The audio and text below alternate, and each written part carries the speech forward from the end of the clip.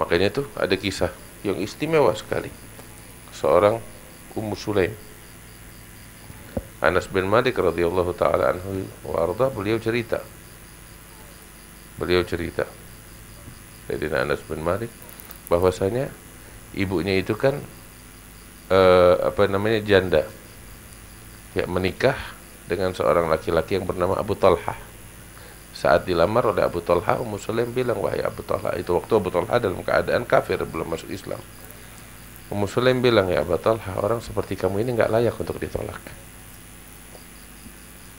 Datang melamar Ummu Sulaim, dijawab, orang seperti kamu nggak layak untuk ditolak. Tetapi yang jadi problem adalah kamu ini bukan orang yang beriman. Kami dilarang untuk menikah dengan orang yang tidak beriman. Namun kalau betul kamu tulus ingin menikahiku, aku nggak minta mahar apapun kecuali keislamanmu. Abu Talha dengar gitu bilang, kasih saya waktu untuk merenungkan Islam. Dia pergi beberapa waktu untuk merenungkan tentang Islam. Akhirnya dia masuk Islam dengan lapang dada.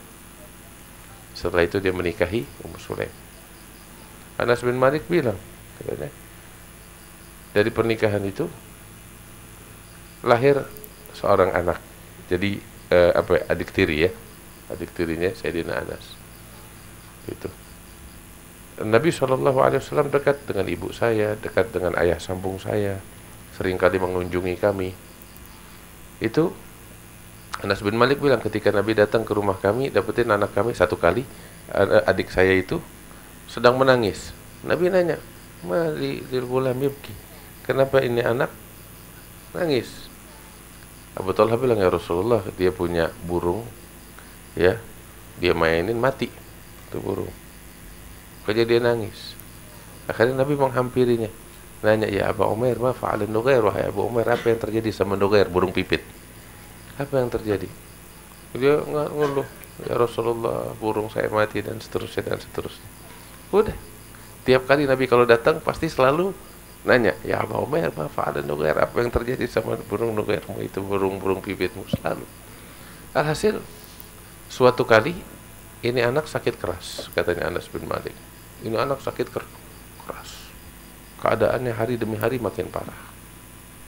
Sampai suatu hari sang suami Abu Talha nih harus pergi bekerja keluar. Maka dia pergi keluar bekerja.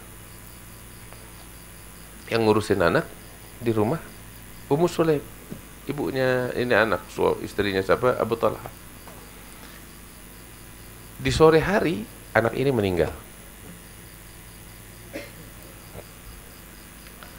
Ya wajar seorang ibu nangis dengan wafat anaknya. Setelah itu Ummu Sulaim bilang kepada orang-orang yang di rumah, jangan ada dari kalian yang menceritakan kepada Abu Talha tentang wafat anaknya. Itu urusan saya. Di malam hari datang Abu Talha dari kesibukannya, dari pekerjaannya. Zaman itu kan teman-teman nggak ada lampu kayak sekarang, lilin juga pastinya nggak ada, lampu minyak juga jarang. Jadi sampai ya gelap-gelap udah. Itu sampai Abu Talha udah lelah, udah capek. Abu Talha nanya sama Ummu Sulaim, disambut. Ummu Sulaim saat itu dia dandan dengan dandanan yang cakep, yang cantik, sebagaimana layaknya seorang istri nyambut suaminya lah. Gitu. Wangi, harum. Begitu datang Abu Talha disambut, Abu Talha nanya, kaifa halul ghulam, bagaimana keadaan anak kita? Sang istri bilang, Ummu Sulaim, ala askan mayakun, dalam keadaan yang paling tenang. Abu Talha nangkepnya, oh berarti udah enakan, udah bisa tidur, udah bisa istirahat, enak. Alhamdulillah. Kalau kita biarkan dia istirahat, udah pindah ke kamar ruangan yang lain, disediain makannya, diurusin, mandi dan lain sebagainya. Terus setelah itu Abu Talha mendatangi Ummu Sulaim sebagaimana suami kepada istrinya, menggaulinya di malam hari itu, malam pengantin. Di pagi hari Ummu Sulaim duduk dengan Abu Talha. Ya Abu Talha, saya mau nanya, ada apa ya Ummu Sulaim? Tetangga minjemin saya barang, barangnya bagus banget. Kira-kira saya nggak mau, ini barang bagus, saya suka, tapi tetangga minta, saya nggak mau balikin, boleh gak?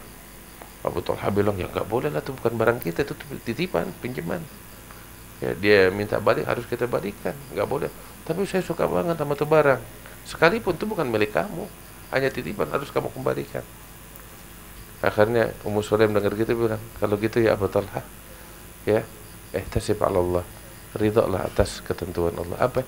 Anak yang dititipkan kepada kita diambil oleh pemiliknya Allah Ta'ala. Abu Talha dengar gitu terperanjat. Terperanjatnya bukan karena wafat anaknya, tapi kok bisa seorang istri melayani suaminya di ranjang dalam keadaan semacam itu, dalam keadaan anaknya baru wafat. Itu yang membuat Abu Talha terperanjat, bukan sekedar wafat anaknya. Enggak berucap satu kalimat apapun. Abu Talha berdiri menghadap kepada Rasulullah. Waktu sampai kepada Rasulullah, Abu Talha bilang, ya Rasulullah, anak saya wafat, kisahnya begini. Nabi dengar gitu terperanjat. Hah?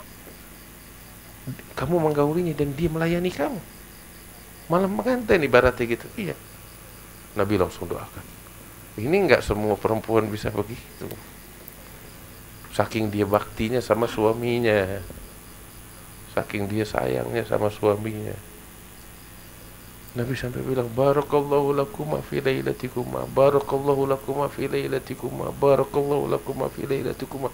Didoain nama Nabi 3 kali, semoga Allah memberkahi malam pengantin kamu itu, malam pengantin kalian. Udah, dia balik, diurus jenazah, dikubur. Ternyata malam itu tuh, ketika Abu Talha menggauli istrinya dan istrinya melayani suami dalam keadaan semacam yang tadi saya ceritakan, Allah memberikan anugerah. Apa tahu? Hamil malam itu. Dan didoain sama Nabi kan, berkah. Tahu apa? Wafat satu anak, ya, lahir dari rahim itu 10 anak. Semuanya hafal Quran dan semuanya mujahid fisabilillah.